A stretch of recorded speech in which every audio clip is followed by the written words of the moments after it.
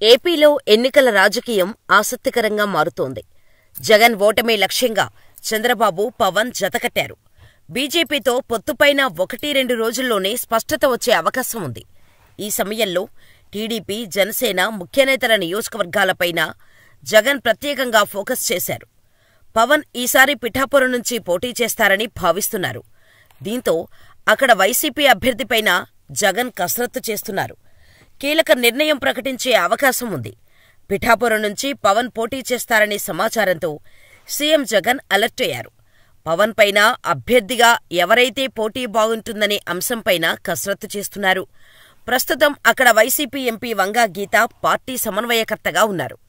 తాజాగా వంగా గీత సీఎంఓ నుంచి పిలుపు రావడంతో తాజాగా ముఖ్యమంత్రి కార్యాలయ అధికారులను కలిశారు. హరిరామ జోగయ్య కుమారుడు వైసీపీలో చేరటంతో ఆయన సీటుపై ఇంకా నిర్ణయం తీసుకోలేదు.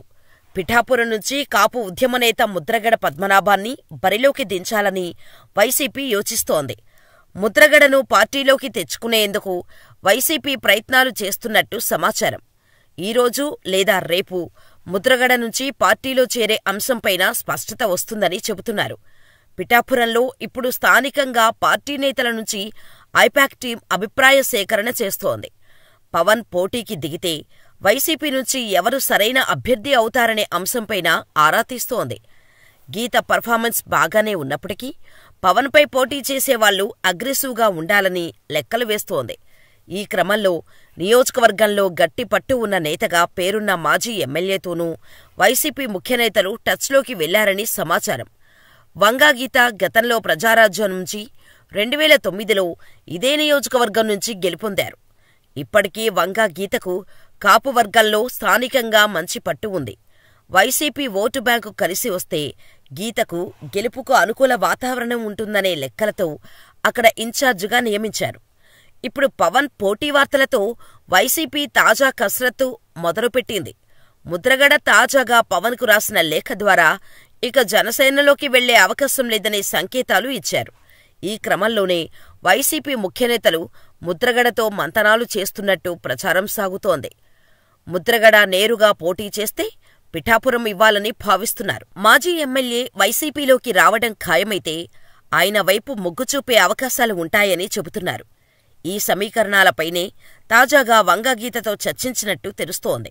దీంతో అటు లోకేష్ పోటీ చేస్తున్న మంగళగిరిలో అభ్యర్థిని మార్పు చేసిన సీఎం జగన్, పవన్ పోటీ చేసే స్థానంలోనూ బలమైన అభ్యర్థిని ఖరారు చేసే దిశగా కసరత్తు ముమ్మరం చేశారు. దీంతో పిఠాపురం నుంచి వైసీపీ అభ్యర్థి ఎవరనేది అధికారికంగా వచ్చే ప్రకటనపైన ఆసక్తి నెలకొంది. ఇక ఇదిలా ఉంటే రాజకీయాలు చేయడం అనేది అంత ఆషామాషీ వ్యవహారం కాదు. ఎంతో చాకచక్యంగా వ్యూహాలు రచిస్తూ ఉంటేనే ఈ రంగంలో రాణించగలరు. అన్నిటికంటే ముఖ్యంగా ప్రత్యర్థి పార్టీకి ఏ చిన్న అవకాశం ఇవ్వకుండా ఎంతో జాగ్రత్తగా ప్రసంగం చేస్తుండాలి. ముఖ్యంగా ఎన్నికల సమయంలో మరింత అప్రమత్తంగా వ్యవహరించాలి. అయితే కొందరు నాయకులు చేసే అతి ప్రసంగాలు ప్రత్యర్థి పార్టీ నేతల నెత్తిన పాలుపోస్తుంటాయి. గతంలో రెడ్ బుక్ పేరుతో లోకేష్ జగన్కు సాయం చేయగా తాజాగా జెండా సభలో తన ప్రసంగంతో జగన్ గెలుపుకు పవన్ సాయం చేశారనే టాక్ వినిపిస్తోంది. రాజకీయాల్లో పార్టీలకు వ్యూహాలు, ప్రతివ్యూహాలు ఎంత ముఖ్యమో సభలను ఏర్పాటు చేయడం, అక్కడ ప్రజలను ఆకట్టుకునేలా ప్రసంగించటం కూడా అంతే ముఖ్యం. అయితే జనాలను ఆకట్టుకునే క్రమంలో లాజిక్ మిస్ అయి మాట్లాడితే మాత్రం అది ప్రత్యర్థి పార్టీలకు, నేతలకు అనుకూలంగా మారుతుంది. తాము నిర్వహించుకునే సభలో ప్రత్యర్థుల గురించి తక్కువగా మాట్లాడి తాను ఏం చేస్తాను అనే విషయాన్ని ప్రజల్లోకి బలంగా తీసుకెళ్లాలి. అలా కాకుండా ప్రత్యర్థిపై దూషణ చేయడమే పనిగా పెట్టుకుంటే ప్రతికూలత ఏర్పడుతుంది. తాజాగా జనసేన అధ్యక్షుడు పవన్ కళ్యాణ్ విషయంలో అదే జరిగిందని టాక్ వినిపిస్తోంది. 2 రోజుల క్రితం పశ్చిమ గోదావరి జిల్లా తాడేపల్లిలో జరిగిన టీడీపీ, జనసేన కూటమి జెండా సభలో పవన్ కళ్యాణ్ చేసిన ప్రసంగం అందరినీ ఆశ్చర్యానికి గురిచేసింది.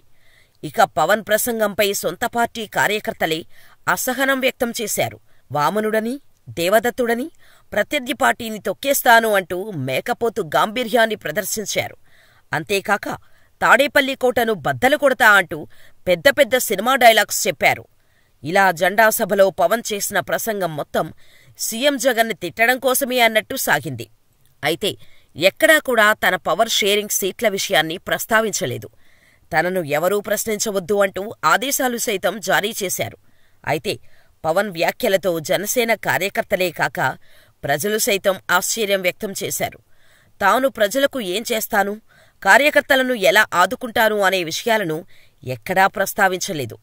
ఇక పవన్ చేసిన ప్రసంగంతో టీడీపీకి ఓటేసే ప్రసక్తే లేదని ఆలోచనలోకి జనసేన కార్యకర్తలు, జనం వెళ్లినట్టు తెలుస్తోంది. సీఎం జగన్ ఎంతో ధైర్యంగా తన ద్వారా మంచి జరిగి ఉంటేనే ఓటు వేయండి అని చెప్పాడు. ఆ స్థాయిలో పవన్, చంద్రబాబు ఎందుకు చెప్పలేకపోతున్నారని జనం భావిస్తున్నారు. 10 ఏళ్ల నుంచి పార్టీని నడుపుతున్నారని చెప్పుకునే పవన్ కళ్యాణ్ తాను చేసే ప్రసంగం జగన్కి ప్లస్ అవుతుందనే లాజిక్ ఎలా మిస్ అయ్యాడనే అభిప్రాయాలు వినిపిస్తున్నాయి.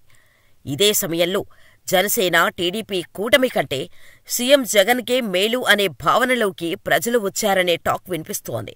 మొత్తంగా పవన్ ఇచ్చిన స్పీచ్ జగన్ నెత్తిన పాలు పోసినట్టు అయిందని జగన్ రాజకీయ విశ్లేషకులు అభిప్రాయపడుతున్నారు. మరి ఈ విషయంలో మీ అభిప్రాయమేంటో మాకు కామెంట్ చేయండి.